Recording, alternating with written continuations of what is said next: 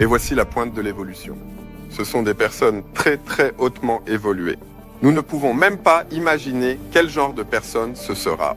Il se peut qu'ils n'aient même pas de corps physique. Ainsi, vous l'aurez compris, ce degré d'évolution de conscience dont parle Bentov, c'est ce qu'on appelle souvent des maîtres ou des dieux. En physique quantique, on parlerait plutôt de l'âme totale qui se manifeste. Ce que Bentov explique, c'est que l'être humain est avant tout un être spirituel et que sa forme est directement déterminée par son état de conscience. Pour faire simple, reprenons une base ultra claire de la physique quantique. Aujourd'hui, on sait que la réalité entière, soit notre corps, notre cerveau et l'univers tout autour, c'est de l'énergie. Et cette énergie est façonnée par la conscience. Ça, c'est même expliqué noir sur blanc dans le document déclassifié de la CIA, Analyse et évaluation du processus Gateway. Je vous mets le lien dans la description.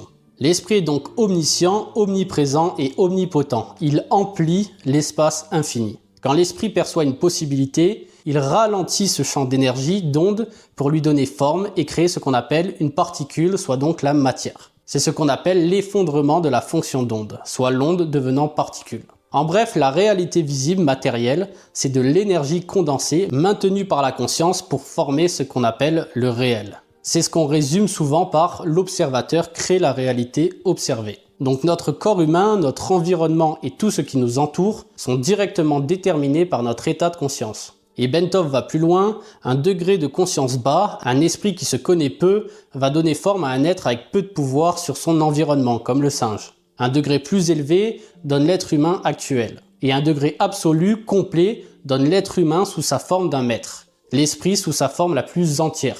À ce stade, la conscience étant absolue, omnisciente, elle pourrait donner forme à un corps qui fait un avec son environnement. Un corps dépourvu de toute contrainte physique, capable de se transposer, de voler, qui serait inaltérable, invincible et immuable, soit exactement comme l'âme.